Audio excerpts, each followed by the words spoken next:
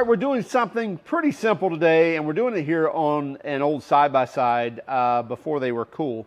This side-by-side's been around a long time, just a simple Honda-powered, but still stays around, runs parts around, runs supplies around, and still runs really well. Anyway, some of the steering components are starting to go bad, specifically the rod ends, and we're going to change them out and give you some tips along the way.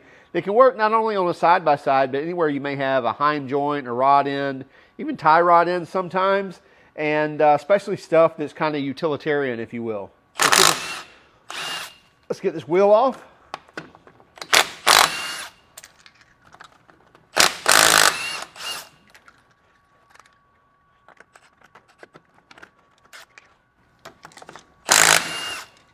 By the way, if you want to keep from scratching the inside of your wheels, make sure you get a socket that's got that nylon liner on it to keep from doing so. So specifically, the issue is right here on this ball joint, as you can see on this rod end. So it connects to this. Now this is actually kind of one unit where the ball and socket is made into one unit, so it threads into this rod here, threads down down below here. So we need to get both this nut on off the bottom here, as well as break this free from the actual tie rod. First we need to break this jam nut loose. And usually on these rods right here, there is a flat spot somewhere where you can actually put a crescent wrench or a wrench, or you can just grab it with some vice grips if you want to. I really like to try to find a flat spot and grab it with a crescent wrench or a pair of channel locks. So let's see if we can find something. And just as I expected, right up here is a flat spot. Now it's not a big flat spot, but I think it's probably enough to hold. By the way, let me get that moss off of there. It's bugging me. So this crescent wrench is just here to hold. Now, if it doesn't hold for you, then obviously you may need to get a pair of vice grips or a pipe wrench or something like that. But before we break this free, what I want to do, so make sure this jam nut's tight, I want to mark where this is, because we're going to need some measurements here to make sure that at least we get our steering at least within an idea of what it is right now. I'm just going to take a paint marker here, and I'm going to put a mark there on the nut as well as on the threads. I'm going to let that dry a second. Hopefully that will get us back close to where we need to be, and then measure it up against the new one and get that set about the same place. So you can use a line wrench, like a brake line wrench right here if you want to. It's probably not going to be too tough to break free. Yeah, wasn't bad at all. Okay, I'm just going to break that free there, and then I can take that off. And then I've got a nut down here below this, and I believe it's a 19 or a 3/4 inch as well.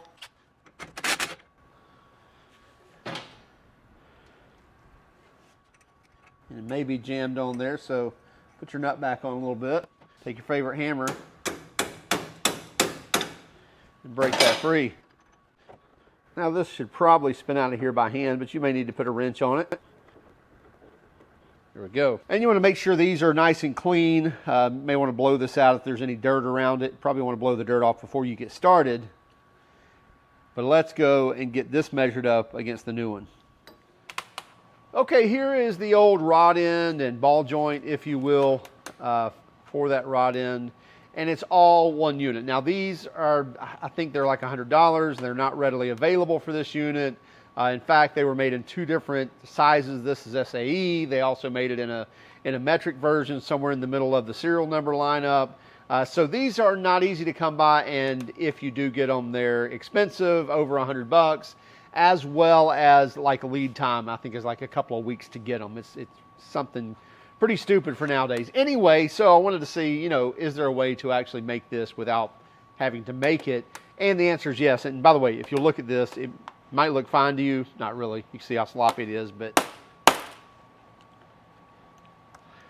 you can see right there. It kept coming off, and it wouldn't steer on one wheel. So obviously that's a bad thing. So with this wallered out and messed up, we needed to replace it. So I thought, can we replace it with regular parts? And so here we have a rod end or Heim joint or whatever you want to call this.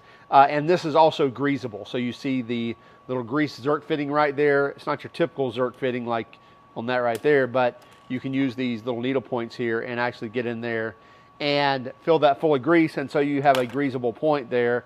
And by the way, that's why I have these needle points here. These are actually syringe type, so you can get into kind of sealed areas and get some grease in, but this one will actually grease these little Zerk fittings there.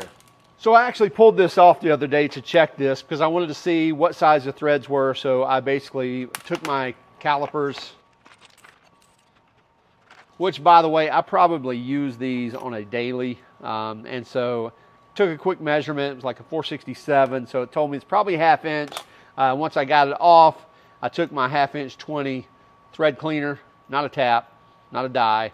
I don't want to cut new threads, just a thread chaser or thread cleaner, and knew that that's a 1/2 inch 20. And just to make sure, I also ran it on this side, and sure enough, 1/2 inch 20 there as well. So I knew what thread size, thread pitch I needed. That was a 1/2 inch 20. And so I bought some rod ends on Amazon. I believe these were like 20 bucks for the pair, came with the jam nuts and everything.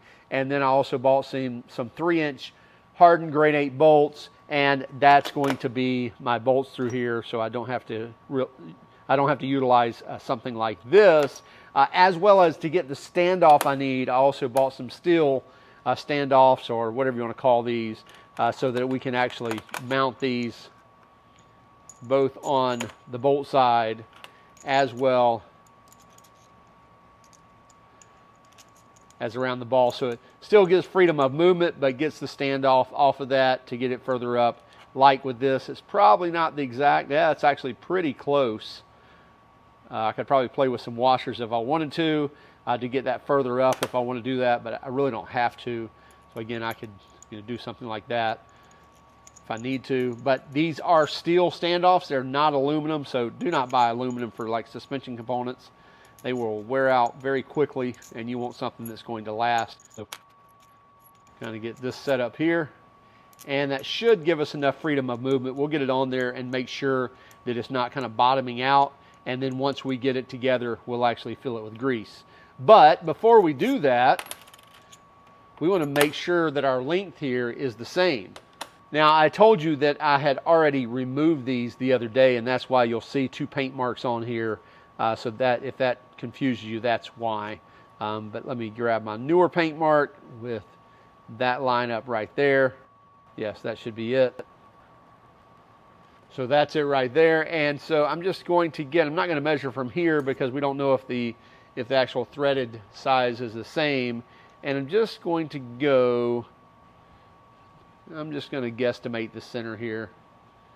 So we're going to call that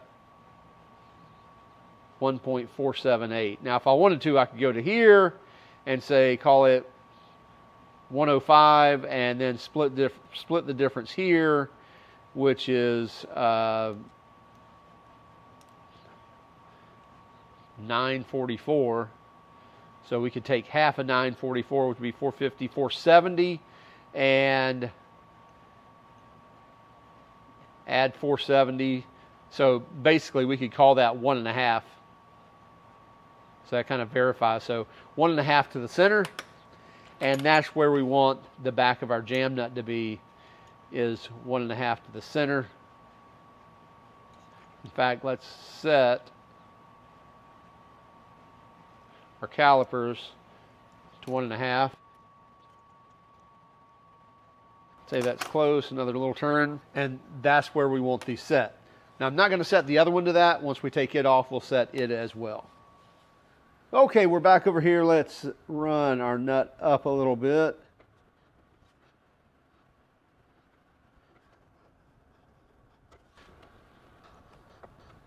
All right, well, we really messed up because here is the rod end we took out of here, which threads in there absolutely fine. Just trust me, it threads in there fine. Anyway, and here is the new rod end, and in which case, as I mentioned to you, that you should measure them very closely and make sure they fit. Well, what we found out, and we kind of knew this but didn't realize how similar, a 12 millimeter by 1.25 thread pitch is very close to a 1/2 inch 20 thread pitch. In fact, the pitch is pretty much identical.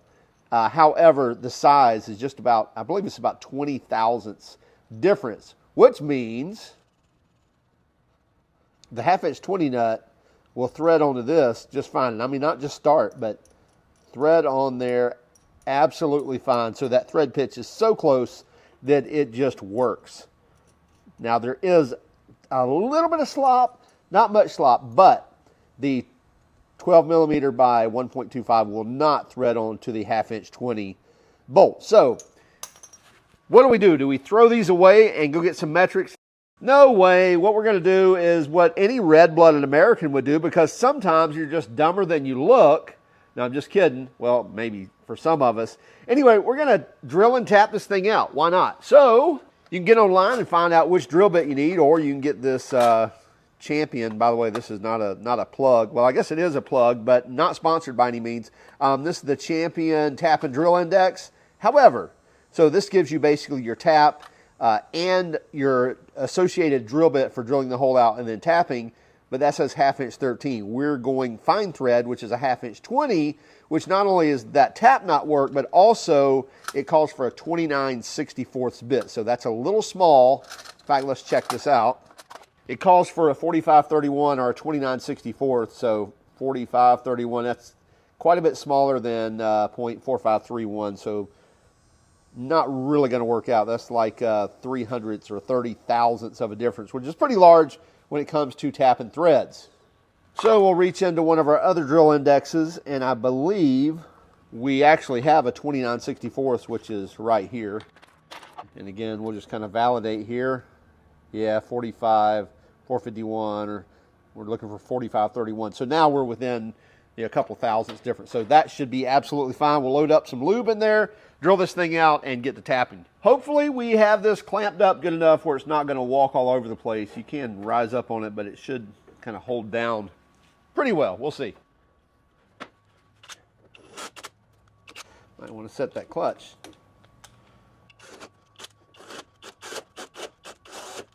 Since this hole is so close, obviously it's wanting to grab and not just cut, but that's why I'm wanting to get some speed going before I kind of reach to an area where it's going to grab.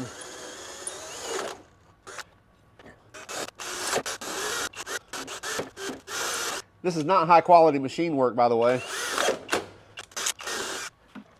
Got our original tie rod end. Yeah, still threads in there, so there's still a little bit of those threads left. So we didn't drill out too big. And obviously the new one won't quite work yet, but we'll get some threads in there and see. Now, if you're wondering if we're affecting the structural integrity of this steering shaft, then yes, probably. Would not recommend this on a vehicle, but this side-by-side that, again, is not typically going over 20 miles an hour, I think we're just fine.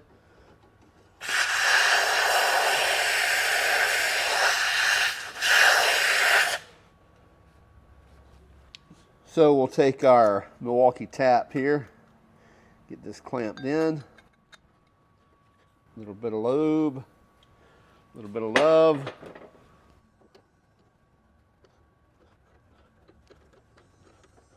A couple of good turns, back it off to break them off.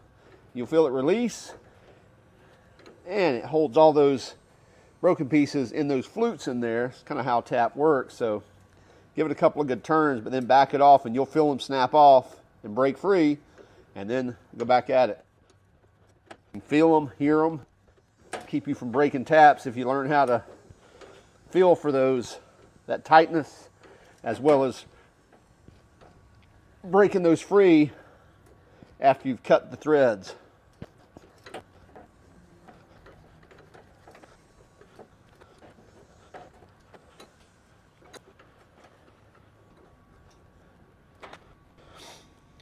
So now you can see there all the cut threads there in the flutes of that tap, and that's why you cut them, maybe a couple of turns, back off, break them off in there, a couple more turns, back off, and now we want to blow those off and we'll start chasing and cutting again, because we need to get probably, yeah, we need to get our full distance of that tap inside of there. This is not prime conditions, because you really don't want to have to run your tap back in there, because sometimes you can cut new threads and you don't want to do that. You want to get, so make sure when you do have to pull your tap back out and go back at it again, you want to make sure that those are turning really easily in there, or you may be cutting an extra set of threads that is going to, again, affect the integrity of your work. Meaning, bolts won't be as strong, threads won't be as strong anymore.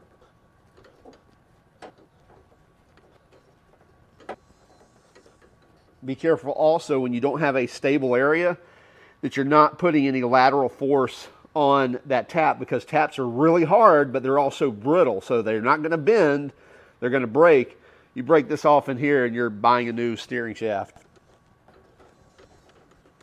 Just like going in, make sure this thing comes out easy, or at least pretty easy on the way out. Again, plenty more cut threads in those flutes. So now we're going to check, does our rod end fit in there? Well, it sure should. There we go. Look at there. So now we're jam up jelly tight. And by the way, my paint mark was on the other one. So now we're just going to have to measure. I'm saying that's pretty close right there, but let's see. And we want it to be right at 1.5 inches. Yeah, I'm going to call that good. Except I think I want this Zerk fitting on this side, because this is going to pull all the way in here. Yeah, this is going to pull all the way over here. No way I'll be able to get to it from there. I still may have to take the wheel off to get to it, but if I turn it out here, I'll make it just a little longer, then I should be good. So now I think this is the setup I'm going to use here. Are a couple of washers. I'm going to run 2 washers with these standoffs separating these two. Looking kind of like that.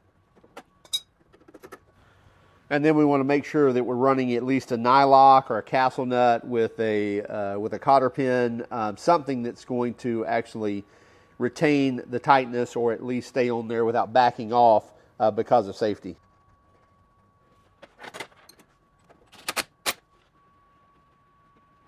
Go from lock to lock, make sure we got full movement. And that's as far down as that's going to go, so we do have full range of movement there without it hitting anything. And now all we need to do is get our grease in. And yeah, it looks like it's not going to take a whole lot. Yeah, it's nice and firm now. In there, we'll get that lock nut jammed, or that jam nut lock, whatever you want to call that. Jam nut jammed, how's that? So we'll jam this.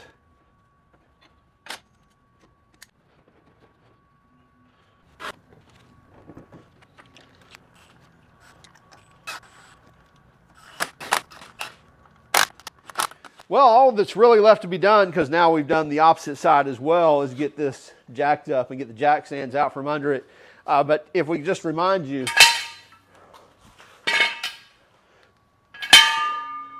measure twice, cut once, or measure 3 times and get the thread pattern correct. Anyway, all of those things are very important to get the correct part that you're needing, even when you're trying to just hack at it. But more importantly, stay after it. You can figure it out. Hey, be sure to keep track of us on Instagram, Facebook, Twitter, all those things, even TikTok, and hit that like and subscribe button if you haven't done so already. We'll have a link to all these tools we probably used here, maybe in the description. So be sure to check that out as well. Anyway, have a great day. Keep smiling.